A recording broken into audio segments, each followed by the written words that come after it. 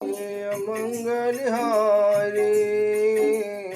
द्रव्यों सुदर्शनति अजीर बिहारी राम सिया राम मुझे जय सिया राम मुझे जय राम। अति पवित्र श्री राम कथा सुनकर गरुण जी पुलकित हो गए।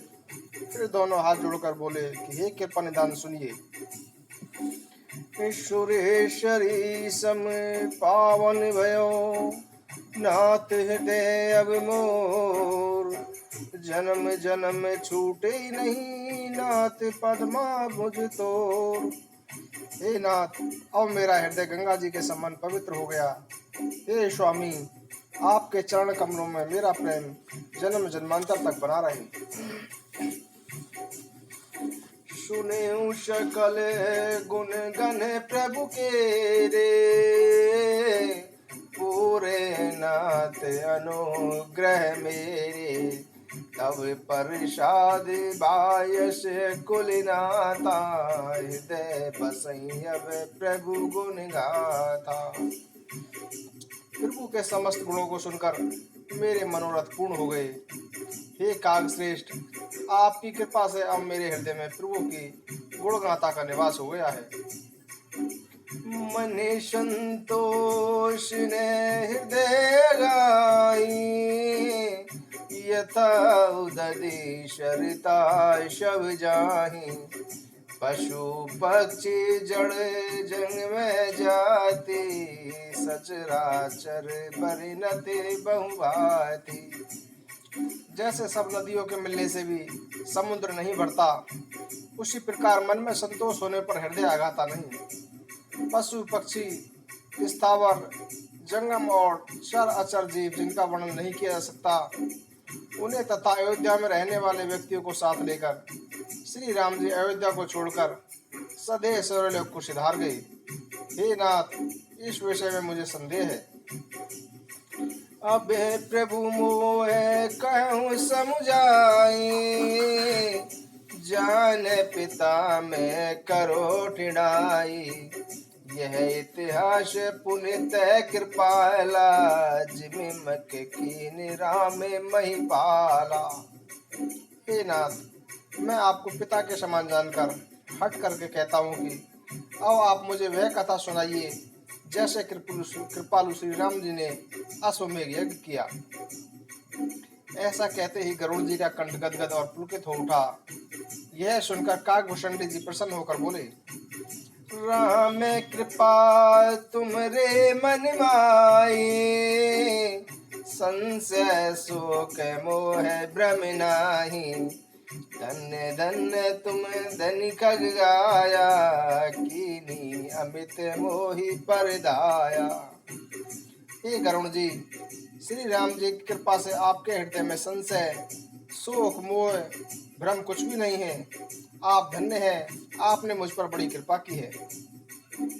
अति प्रिय वचन रसज्ञ तुम्हारे लागत नाथ मोह अति प्यारे तब तनु प्रीति देखी कगिराया मिटही अमंडल कोटि माया। हे नाथ, आपके मधुर वचन मुझे बहुत प्रिय लगते हैं। श्री राम जी में आपकी प्रीति देखकर अनेक अमंगल नष्ट हो जाते हैं।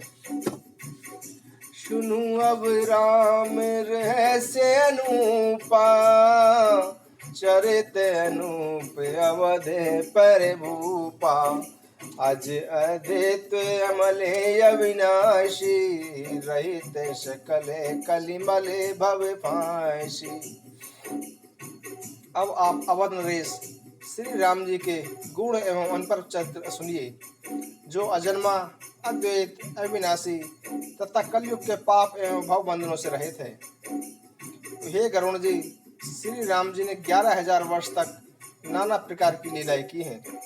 उन्हें संसार के उपकार के लिए विस्तार पूर्वक कहता हूँ, अतः ध्यान पूर्वक सुनिए। ब्रह्मा जी के वचनों को हृदय में धारण कर करुणा सागर श्री राम जी विराजमान रहे। श्री राम और सीता की जोड़ी की शोभा देखकर करोड़ों कामदेव लज्जित हो जाते हैं। अनुज सचिव प्रभु प्रजा बुलाए, गुरु गृह सादर मुनि संग आए। मकर मास रवि पर्व सुहावा, विदा मांगे गुरु पद शिरुनावा। एक बार श्री राम जी छोटे भाई, मंत्री, प्रजा आदि के साथ आदर पूर्वक गुरु जी के घर आए तथा मकर मास में सूर्य पर्व पर सबने गुरु जी के चरणों में सिर नवाकर उनसे जाने की आज्ञा मांगी। काशी क्षेत्र धर्म में जाना, चले सकल सजीवाहन नाना। चतुरंगनी अनि सब कथ साता, यही विधि गवन की रघुनाथा। काशी क्षेत्र को धार्मिक जानकर तथा अनेक प्रकार की सवारियां सजाकर चतुरंगनी सेना के साथ श्री रघुनाथ जी चल दिए। बीच वास करी शिवपुर आए, आदर पुरई शीस सब नाए। आई सुरसरी कीने प्रणामा, अभय अनंत पाई विश्रामा। बीच बीच में विश्राम करते हुए काशी आए और सबने काशी जी एवं गंगा जी को प्रणाम किया और प्रसन्न होकर वहां विश्राम किया। महिषुर दंड यति सन्यासी, पूजे कृपा सिंधु सुख राशि। दीन दान कछु बरनि न जाई, धन दे कुबेर सुरेश लजाई। कृपा सिंधु प्रभु श्री राम जी ने ब्राह्मणों, दंडियों, यतियों और सन्यासियों का पूजन किया और इतना दान दिया जिसका वर्णन नहीं हो सकता। यह देखकर धनपति कुबेर और देवराज इंद्र भी लज्जित हो गए। इस प्रकार वहां प्रभु ने पर्याप्त समय तक रहकर मुनियों को सुखी किया। फिर करुणा सागर प्रभु प्रसन्नता पूर्वक अवधपुरी आए। प्रतिदिन अवध आनंद उछाहूं, दान दे प्रतिदिन नर नाहूं।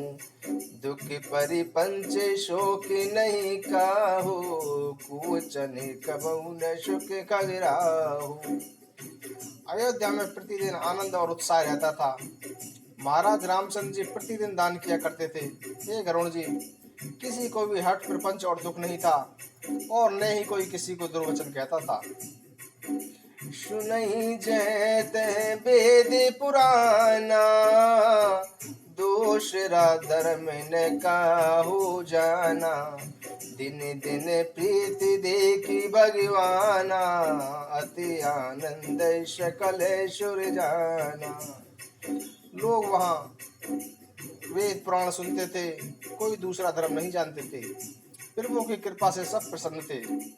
तब श्री राम जी ने मन में सोचा कि मुझे यहाँ केवल 11,000 वर्ष ही रहना है, इसीलिए एक अश्वमेघ यज्ञ करूं, जिसे गाकर संसारी मनुष्य भवसागर से तर जाए।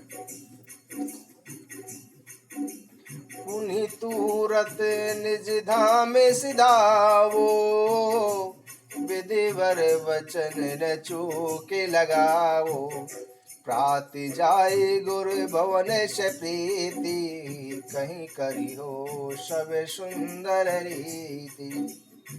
और फिर उसके बाद उन्होंने अपने धाम को वापस जाऊं ताकि ब्रह्मा जी के वचन में कोई भूल न हो जाए। प्रातः काल ही से प्रेम गुरु जी की आज्ञा से नीति सहित यज्ञ करूंगा। कृपा सिंधु श्री राम जी ने हृदय में ऐसा विचार करके अनेक अनोखे चरित्र किए जो शोक एवं भय को दूर करने वाले हैं। राम राज्य में पृथ्वी का सब भार दूर हो गया तथा मुनिजन प्रेम पूर्वक जंगल में निर्भय विचरण करने लगे। हे गरुण जी, पृथ्वी और वन सुंदर थे तथा पशु पक्षी एक साथ विहार करते थे। राम राज्य में वैर सुनाई भी नहीं पड़ता था। अनेक ग्रंथ तथा स्मृतियां भी श्री राम जी की महत्ता का गुणगान नहीं कर सकते। सरस्वती, ब्रह्मा, महादेव तथा करोड़ों शेष नाग भी, संसार भर के कवि और पंडित मिलकर भी राम राज्य का गुणगान नहीं कर सकते। कच्छ जल पर्वत की शाही बनाई जाए और समुद्र की दवा बनाई जाए, कल्प वृक्ष की कलम बनाकर सातों दीपों का कागज बनाया जाए और सरस्वती, ब्रह्मा, हरि, महेश आदि हजार कल्प तक लिखें तो भी राम राज्य की लीलाओं का पार नहीं पा सकते। ये गरुण जी, अब आगे की बात सुनिए। राजत राम शभाष विभ्राता, तेह आयो एक द्विजे बिलिखाता, कटुक कहती मुख करत पुकारा, हंस वंश बूढ़ो संसारा। राजसभा में सब भाई राजवान थे कि एक ब्राह्मण बिलखता हुआ वहां आया। वह पुकार पुकार कर कह रहा था कि सूर्य वंश के रहते संसार डूब गया।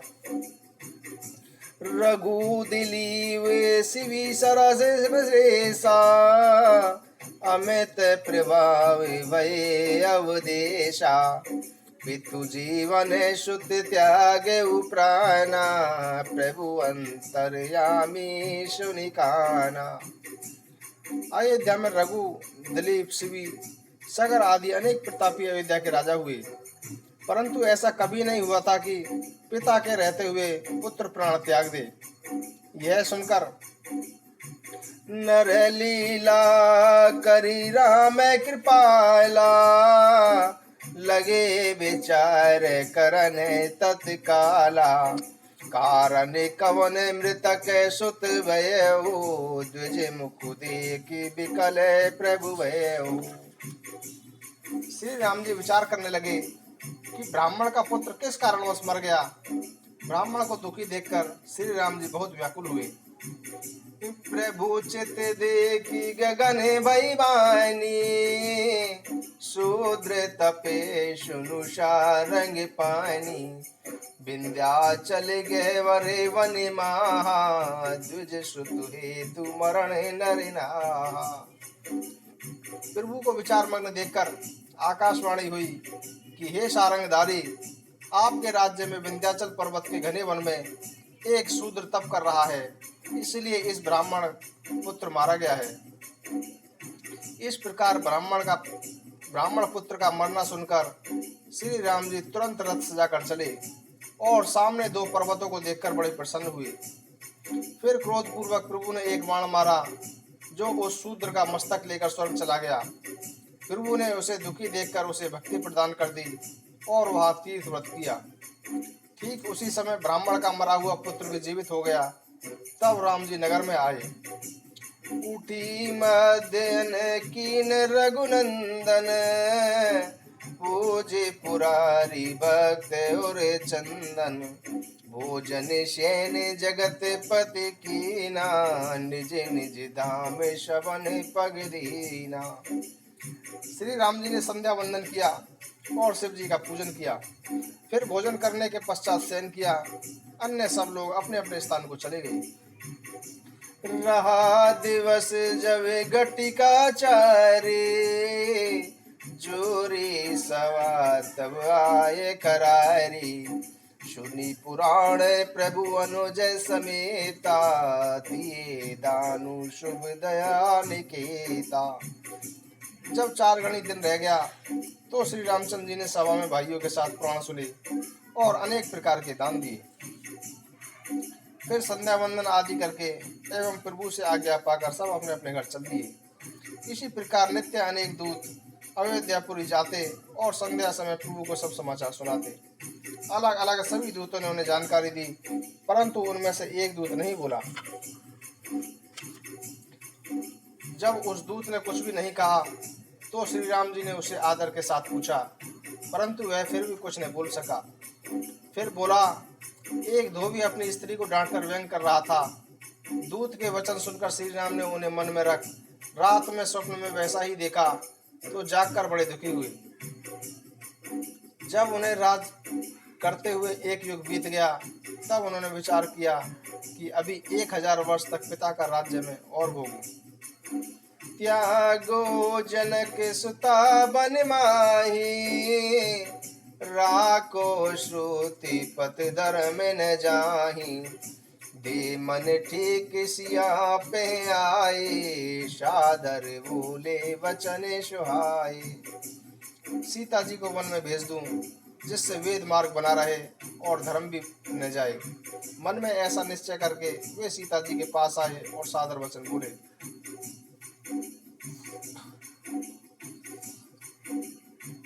निज छाया मई राखी विनीता, रहो जाए निज धाम पुनीता। प्रभु पद बंदी गई नव सोई, जीव चराचर लकी न कोई। हे सीते, तुम अपना प्रतिबंब पृथ्वी पर छोड़कर अपने पवित्र धाम में जाकर रहो। तब प्रभु के चरणों की वंदना करके सीता जी आकाश को चली गईं, जिसे चराचर कोई भी प्राणी नहीं जान सका। ताशन प्रभु अस का बुझाई, मन भावत मांगहूँ बर जाई। नाते सात मुनि धाम सुहाई, आई तजी ग्रह मन सकुचाई। तब उस छाया से प्रभु ने कहा, जो मन को अच्छा लगे वह वर मांग लो। सीता जी ने कहा, हे नाथ, आपके साथ मुनिजनों के सुंदर आश्रम छोड़कर मैं घर आई हूँ, इसलिए मेरे मन में बड़ा संकोच है। मुनि ते भूषण सकल सुहाए, पहिराए प्रभु जो मन भाए। हंसी कही कृपा निकेत सकाय रे, पूजई मन अभिलाष तुम्हारे। तो प्रभु ने मुनियों की स्त्रियों जैसे वस्त्राभूषण उन्हें पहनाए और कहा, प्रातः काल तुम्हारी मनो इच्छा पूर्ण होगी। प्रातः काल जब श्री राम जी जागे तो याचक उन्हें कमल के समान प्रकाशित मुख को देखकर प्रसन्नता पूर्वक गाने लगे। भरत शेष रिपुदमन समेता, आए जय प्रभु कृपा निकेता।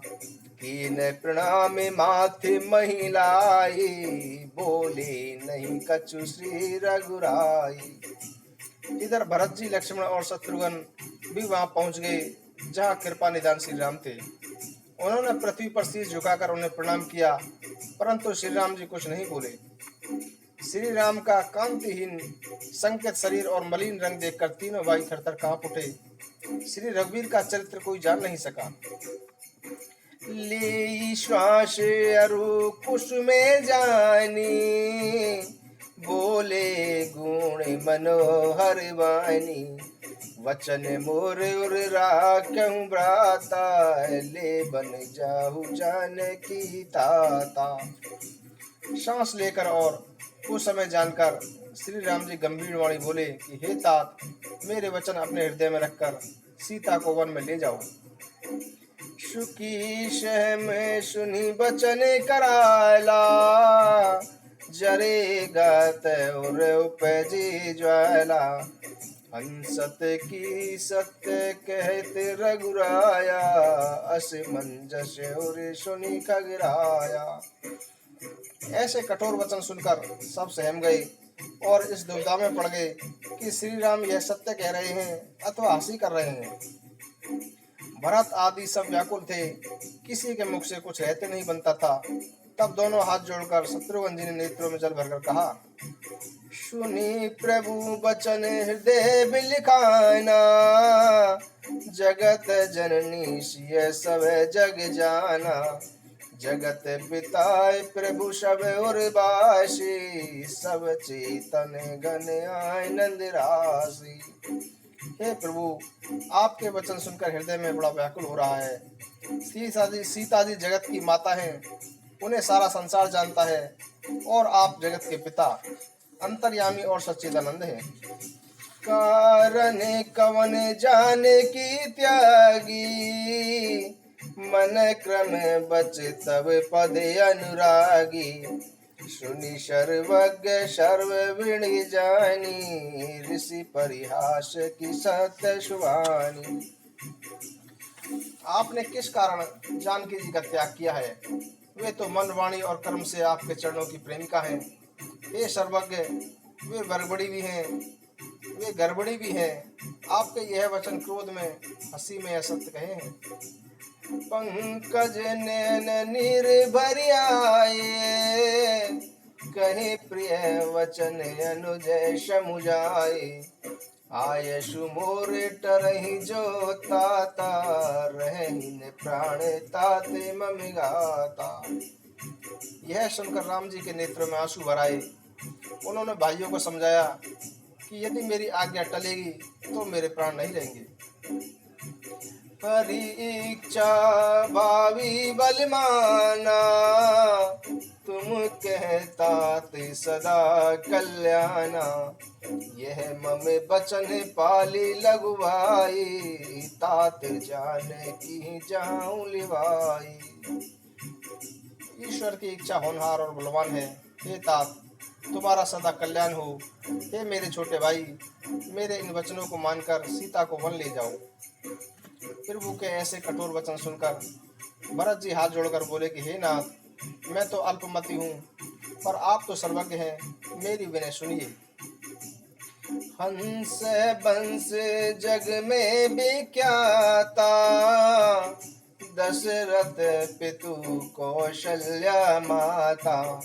त्रिभुवन पति प्रभु सब जग जाना, गावहीं यश श्रुति वेद पुराना। सूर्यवंश संसार में प्रसिद्ध है। दशरथ जी हमारे पिता और कौशल्या जी हमारी माता हैं। तीनों लोकों के स्वामी, आपको सारा संसार जानता है। आपका यश वेद और पुराण भी गाते हैं। सत्य शक्ति तब प्रकट गुसाई, बरनिन सकहि वेद अहिराई। शोभा कान जाने की माता, रहित अमंगल मंगल दाता। वे आपको सत्य शक्ति है, वे आपकी सत्य शक्ति है, जिनका वर्णन शेष और वेद भी नहीं कर सकते। वे सीता जी शोभा की खान और मंगलदायिनी है। छाया जिमित्य पतिव्रत धरहि, ते नारी भवे कूप न परहि। जल बिनु मीन कीजिए कृपाला, कृष की रह बिनु बारिद माला। उनकी छाया के भी अनुसार पतिव्रत धर्म रखने से स्त्रियां संसार के डर से बच जाती हैं। हे कृपालु, क्या बिना पानी के मछली जीवित रह सकती है? खेती क्या बिना मेघ के हो सकती है? है तुम बीनु छीनु जिए की सीता, ज्ञानवंती अति निपुण विनीता। सुनी करुणा में बचन से प्रीति, कही भरत तुम्हें सुंदर नीति। इस भांति बिना क्या ज्ञानवान चतुर सीता जी क्षण मात्र भी जी सकती हैं।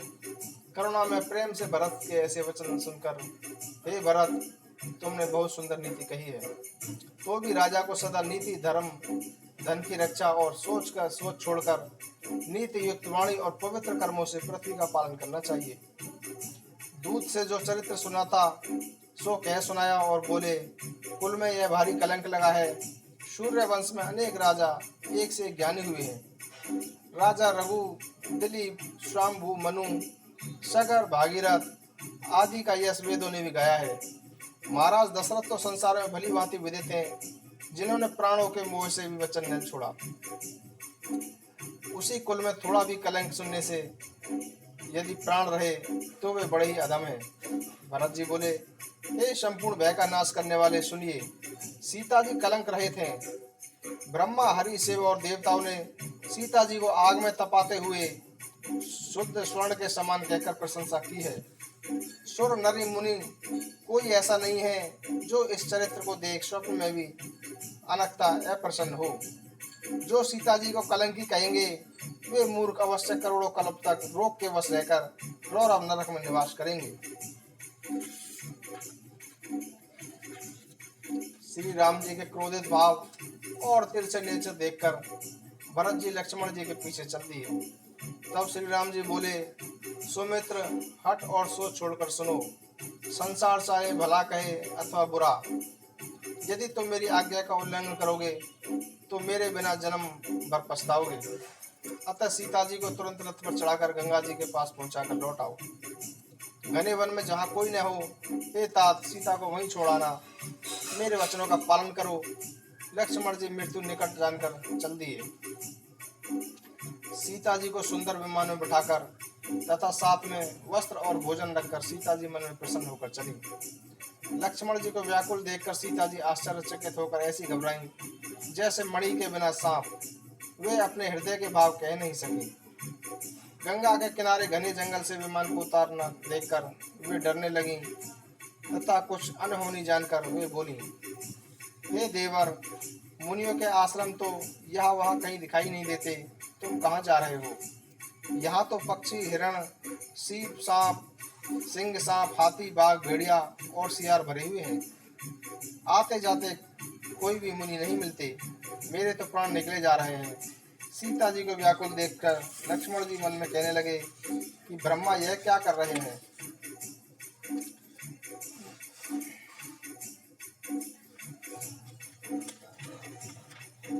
मूढ़े चित रत ते बे बिकरारा, भूमि गिरत तब आप समारा।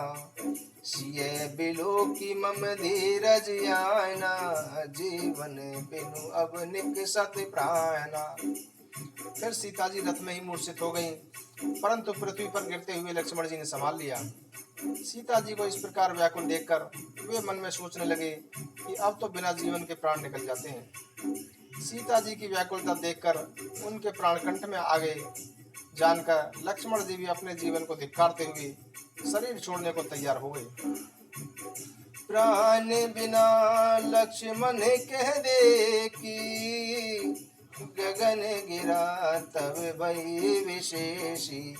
सुनु सौमित्री जाहु सिय त्यागी, जनक पुत्री का जय सुभागी। लक्ष्मण जी को निष्प्राण होते देखकर आकाशवाणी हुई कि हे लक्ष्मण, तुम सीता को त्याग कर चले जाओ, सौभाग्यवती सीता जीवित रहेगी। गगन गिरा सुनी धीरज कीना, हाथ जोड़ पर दक्षिण कीना। ले रत चरण बंद सिय केरी, चले अवध उर त्रास गनेरी। आकाशवाणी सुनकर लक्ष्मण को धैर्य हुआ और हाथ जोड़कर उनकी परिक्रमा की। रथ लेकर तथा सीता के चरणों की वंदना करके अयोध्या को लौट चले। मूर्छा से जागने पर सीता जी ने चारों ओर देखा, परंतु उनको वहाँ रथ, घोड़े और लक्ष्मण जी ने दिखाई दिए। वे बोली, मेरे प्राणों ने तो पहले ही दुख सहा है और वे अब भी नहीं निकलना चाहते। सीता जी इस प्रकार अत्यंत विलाप कर रही थी कि वाल्मीकि मुनि घूमते हुए उधर आ निकले। सीता जी ने वाल्मीकि मुनि को पहचान कर उन्हें अपना वन आने का समाचार बताया। हे मुनि, मैं राजा जनक की पुत्री और सीता श्री राम जी की पत्नी हूँ।